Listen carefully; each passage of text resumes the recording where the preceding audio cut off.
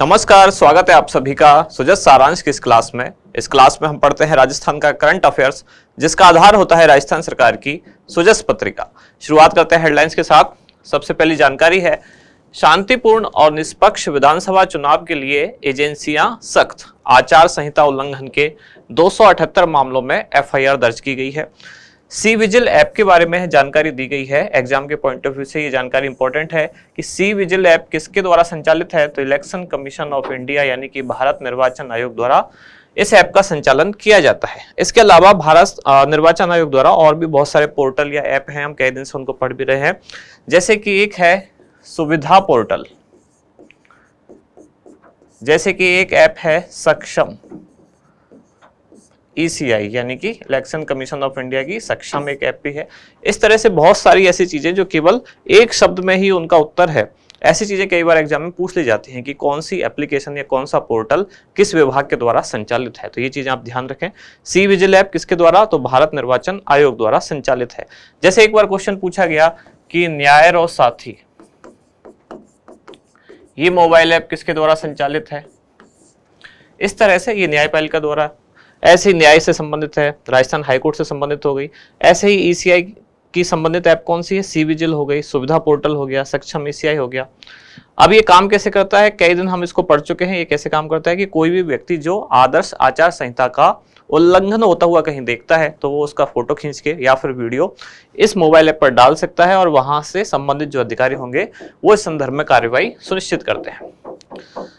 यहाँ हम हर दिन देख रहे हैं कि एक जिले के बारे में जानकारी आ रही है कि उस जिले में कुल मतदाता कितने हैं, पुरुष मतदाता कितने हैं, महिलाएं कितनी हैं और ट्रांसजेंडर कितने हैं। जैसे कि ऊपर है डूंगरपुर जिला और यहाँ दूसरा है जैसलमेर जिला। डूंगरपुर जिला जहां कुल मतदाता हैं 10,56,000, इनमें पुरुष मतदाता हैं 5,36,000, महिला मतदाता हैं 5,19,000, ट्रांसजेंडर हैं 10। अब इसमें निर्वाचन क्षेत्र कौन कौन से हैं, तो यहाँ निर्वाचन क्षेत्र हैं डूंगरपुर जिले के अंतर्गत डूंगरपुर, आसपुर, चौरासी और सागवाड़ा। अलग अलग निर्वाचन क्षेत्र में अलग अलग जो मतदाताओं की संख्या यानी कि पुरुष मतदाता, महिला और ट्रांसजेंडर, उनकी संख्या दी गई है। ऐसे ही जैसलमेर जिले में कौन कौन से निर्वाचन क्षेत्र हैं, तो एक हो गया जैसलमेर और दूसरा हो गया पोखरण। यहाँ भी पुरुष मतदाता कितने हैं, महिला कितनी है और ट्रांसजेंडर कितने हैं। हर दिन पहले एक एक जिला आता था, अब आजकल 2 जिले एक दिन आ रहे हैं। आगे बढ़ते हैं अगले पेज पर। यहाँ है 13 दिन में 200 करोड़ रुपए की अवैध सामग्री जब्त। राजस्थान में एनफोर्समेंट एजेंसियों ने फिर नया रिकॉर्ड बनाया। सारी चुनाव से संबंधित जानकारी अभी यहाँ चल रही है। पात्र वंचित मतदाता 27 अक्टूबर तक मतदाता सूची में जुड़वा सकेंगे अपना नाम। तो वैसे तो मतदाता सूची अपडेट हो चुकी है, लेकिन फिर भी यदि किसी का नाम उसमें रह गया है तो वो 27 अक्टूबर तक अपना नाम जुड़वा सकता है। ये मतदान जागरूकता या मतदाताओं को जागरूक करने से संबंधित जो कुछ अलग अलग कार्यक्रम चलाए जा रहे हैं, जैसे कि मतदाता जागरूकता कार्यक्रम अलग अलग जिलों से अलग अलग क्षेत्रों में जो संचालित हैं उससे संबंधित फोटोग्राफ हर दिन हम यहाँ देख रहे हैं। अगले पेज पर 300 माइक्रो ऑब्जर्वर का प्रशिक्षण, यानी कि जिनकी ड्यूटी लगी हुई है चुनाव में उनको भी प्रशिक्षित किया जा रहा है। यहाँ है 12 जिले से संबंधित जानकारी, जहाँ 32 महिला बूथ बनेंगे, 128 महिलाएं जिम्मेदारी संभालेंगी। पहली बार यहाँ दिव्यांग और युवा बूथ भी बनाए जाएंगे, यानी कि पूरे बूथ का संचालन युवाओं द्वारा किया जाएगा जिनकी आयु 40 वर्ष से कम है। ऐसे ही पूरे बूथ का संचालन दिव्यांगों द्वारा किया जाएगा, दिव्यांग कार्मिकों द्वारा। इस तरह के बूथ भी पहली बार बनाए जा रहे हैं।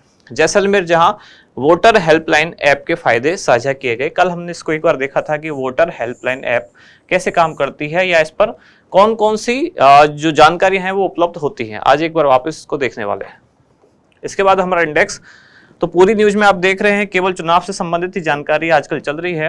तो 2 जानकारी इसमें निकल के आती हैं, एक तो है वोटर हेल्पलाइन ऐप और दूसरा है दिव्यांग, महिला और युवा बूथ।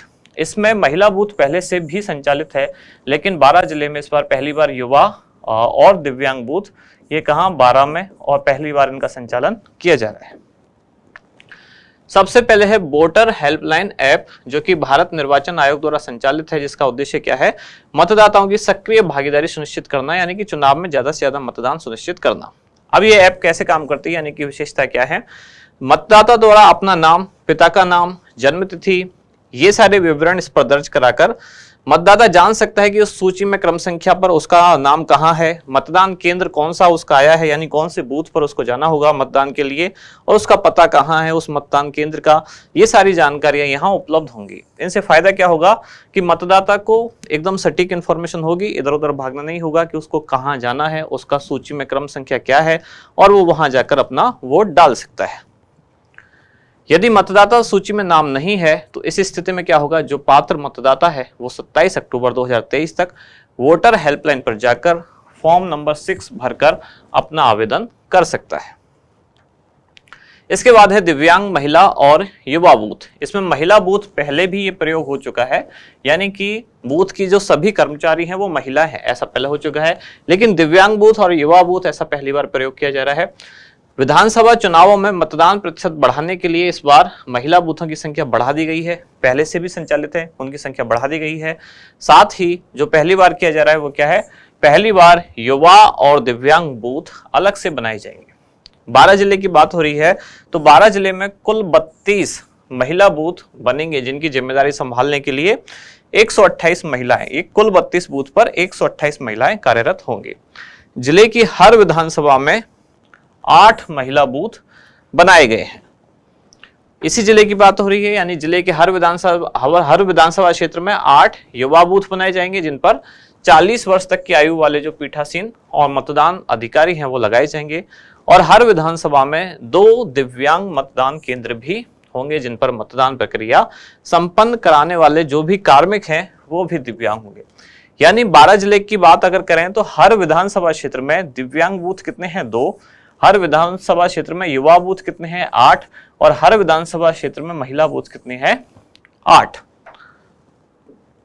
आज का अभ्यास प्रश्न क्या है, मतदाता द्वारा अपना मतदान संबंधी विवरण यथा मतदान केंद्र का नाम, पता आदि जानने हेतु निम्नलिखित में से कौन सी ऐप कार्यरत है। ऑप्शन है आपके C vigil app, voter helpline app, SVEEP या फिर सुविधा। इसमें से क्या होगा सही उत्तर वो आप बताएं कमेंट्स में। अब मिलते हैं कल अगली न्यूज के साथ अगली क्लास में। धन्यवाद।